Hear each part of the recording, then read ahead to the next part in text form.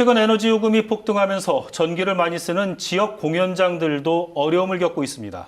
무대를 올릴수록 손해를 볼 수밖에 없는 구조라 공연장이나 예술인 모두 위축되고 있습니다. 홍정표 기자의 보도입니다. 개인 연주자들의 독주회나 독창회가 주로 열리는 대전의 한 사설 공연장. 지난해 11월까지 23만 원대였던 전기 요금이 지난달에는 57만 원을 넘겨 배 이상 늘었습니다. 전력 소모가 적은 LED 조명을 사용하고 있고 특히 지난달에는 연말보다 공연이 크게 줄었는데도 오히려 요금이 더 많이 나온 겁니다. 올라도 한 몇만 원 정도? 그냥 그 정도만 생각하고 있었는데 이번에 관리비 나온 거 보고 상당히 많이 놀랐습니다. 전기를 주요 에너지원으로 사용하는 소극장 등 다른 민간 공연 시설도 어려움을 겪기는 마찬가지입니다. 늘어난 운영비를 대관료에 반영하자니 무대에서는 예술인들의 부담이 커질 수밖에 없어 쉽지 않은 상황입니다. 무대에 오를 준비를 하는 극단들은 난방비 때문에 연습실 사용조차 부담스럽습니다. 순수 예술을 하는 이런 예술가들이 어떻게 무대에 설 수가 있느냐는 말이죠. 그 자체도 기회 자체도 공공시설은 아니지만 지역 문화예술 저변을 지키는 공공재의 역할을 하고 있는 만큼 에너지 바우처 같은 현실적인 도움이 필요하다는 목소리가 나오고 있습니다. 저희들도 노력을 하겠지만 모색을 하셔가지고 현실적 지원을 해주시면 어떨까라는. 더욱이 물가 상승 영향으로 문화 소비 자체가 위축되고 있어 수익 구조가 열악한 민간 문화예술 공간에서는 코로나19 못지않은 힘겨운 시기를 맞고 있습니다. KBS 뉴스 홍정표입니다. 최근 난방비가 크게 오르면서 지역 시설 농가들이 큰 어려움을 겪고 있는데요. 자재비와 인건비 등도 덩달아 함께 오르면서 농사를 포기하려는 농민들까지 나오고 있습니다. 보도에 주아랑 기자입니다. 5,000제곱미터 규모의 딸기 비닐하우스를 운영하고 있는 강중원 씨. 적정 온도를 유지하기 위해 오전엔 LPG를 이용해 온풍기를 돌리고 늦은 오후부터 다음 날 아침까진 전기를 이용해 따뜻한 지하수를 비닐하우스에 뿌려줍니다. 그런데 최근 한 달 난방비가 기존보다 2배 이상 오른 350만 원가량 나와 걱정이 큽니다.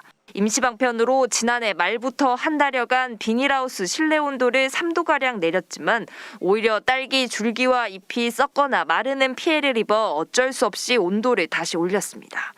이 연료비만큼은 굉장히 높은 상태예요. 인건비도 높고 모든 자재가 높아졌어요. 모든 적자를 이 생산자가 지금 감수할 수밖에 없는 입장이에요. 부추를 키우는 이상열 씨도 딸기 재배 농가처럼 전기를 이용해 비닐하우스에 지하수를 뿌려주는 이른바 수막 재배를 하고 있는데 전기요금이 기존보다 30%가량 더 나온 데다 자재비, 인건비 등도 함께 오르면서 삼중고를 겪고 있습니다.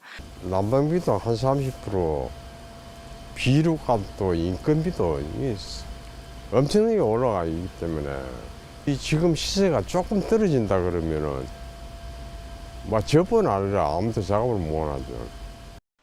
정부가 유가보조금 지원책을 내놨지만 올해 1, 2월은 지원 기간에서 제외된 데다 전기요금은 지원 대상에서 빠져 있습니다.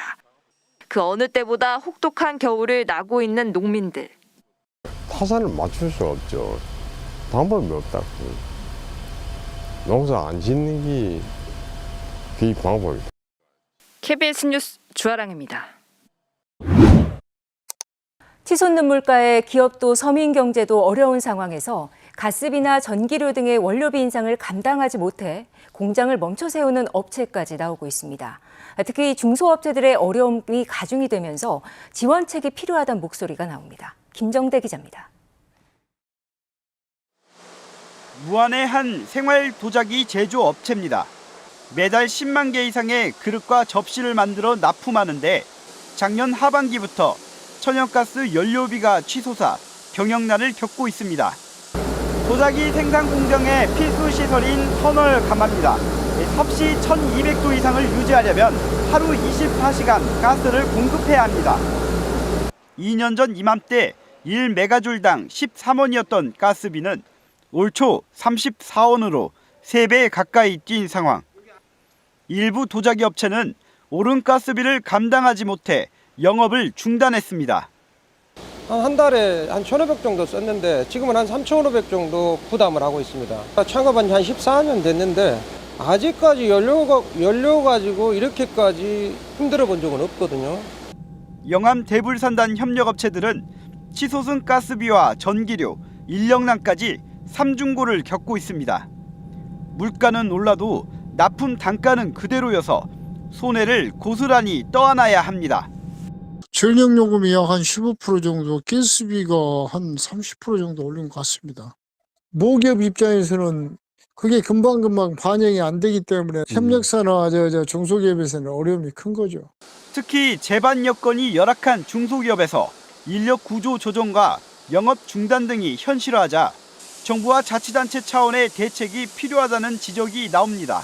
우리 지역 경제의 실핏줄 같은 역할을 하고 있는 중소기업의 생존을 위해서라도 최근 거론되고 있는 서민들과 농가에 대한 난방비 지원과 더불어 이 중소기업에 대한 연료비 지원도 반드시 이루어져야 된다고 생각합니다. 전라남도는 경영난을 겪는 도내 중소기업의 실태 파악에 나서는 한편 재정 지원에 있어 자치단체 역량만으로는 한계가 있는 만큼 정부와 정치권에 대책을 촉구하겠다고 밝혔습니다. KBS 뉴스 김정대입니다.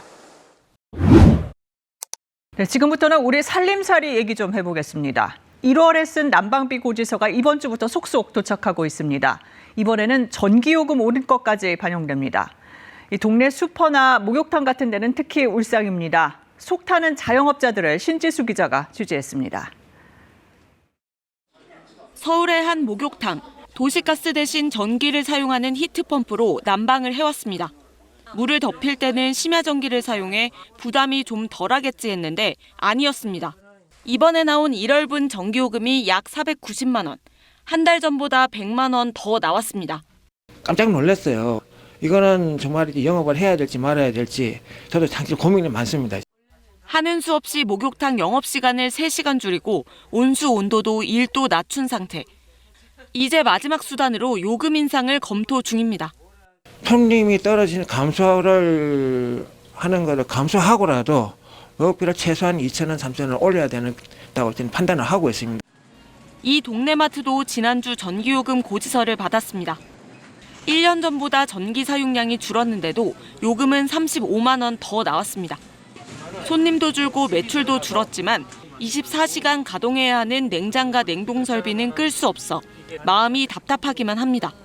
걱정이 많이 되죠. 여름 같은 경우는 지금보다 훨씬 많이 나올 것 같고요. 앞뒤 한 30분씩은 좀 잘라야 되지 않나. 뭐든지 등어라도 꺼야 되고. 올 1분기 전기요금은 1년 전과 비교해 킬로와트 시당 32.4원 올랐습니다.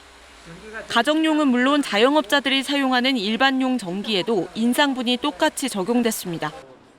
자영업자의 에너지 비용 증가는 결국 상품과 서비스 가격 인상으로 이어질 수밖에 없습니다. 정부는 공공요금 인상 여파로 이번 달에도 소비자 물가 상승률이 5%대 높은 수준에 머물 것으로 내다보고 있습니다. 1월에 인상된 전기요금은 여름철 냉방이 본격화되면 더 큰 부담으로 다가올 전망입니다. KBS 뉴스 신지수입니다. 네, 난방비가 치솟으면서 복지시설은 더 혹독한 겨울을 나고 있습니다. 또 기초생활수급자인데도 정부의 긴급 지원에서 빠진 사람들도 적지 않습니다. 신지원 기자가 취재했습니다. 50여 명 아이들이 함께 거주하는 아동 양육시설입니다. 지난해 11월 도시가스 요금이 예년보다 2배 많은 300여만 원 청구되더니 12월엔 700만 원을 훌쩍 넘겼습니다. 기온이 더 낮았던 1월 사용요금은 1,000만 원을 넘길 것으로 예상돼 걱정이 큽니다. 처음에는 가스가 어디 새는 줄 알았어요. 요금이 2배도 넘게 나왔길래. 정부의 난방비 지원은 올해 1월분부터만 적용되는 데다 아이들 먹일 식재료비부터 전기요금을 비롯한 대부분의 가격 부담이 커지다 보니 아무리 절약을 해도 운영비 감당이 쉽지 않습니다. 공공요금이 많이 나오면은 다른 데에 써야 될 부분들을 미리 다 계획해 놨던 거를 줄이고 이제 이쪽으로 돌려야 되는 건데 아이들을 위해서 쓰는 거기 때문에 참 어려운 부분들입니다. 쪽방촌의 겨울도 유독 매섭습니다. 차상위 계층인 40대 여성과 기초생활수급자인 60대 남성은 연탄으로 겨울을 나고 있습니다. 보일러가 터져버려가지고 저번에 뭉쳐져가지고 다 새로 바꾸고 있었어요. 그럼 돈 많이 드셨어요? 네, 엄청 들었죠, 이게. 두 사람 모두 정부의 긴급 지원 대상에 포함되지 못했습니다. 만 65세 안 되셔가지고 에너지 바우처 못 받고 계신다 들었는데. 못 받잖아요. 에너지 바우처 액수를 늘려주는 1차 지원에선 만 65살 이상 수급자 등으로 제한된 자격 요건에서 탈락했고 가스요금만 보조해주는 2차 지원에선 연탄을 떼니까 제외된 겁니다. 도저히 살아갈 수가 없는 거죠. 일도 못하고 배움도 없고 뭐 기술도 없고 항상 뭐 정부 혜택 받는 그거밖에 없는 것 같아요. 아무것도 없으면 힘들거든요. KBS 뉴스 신지원입니다.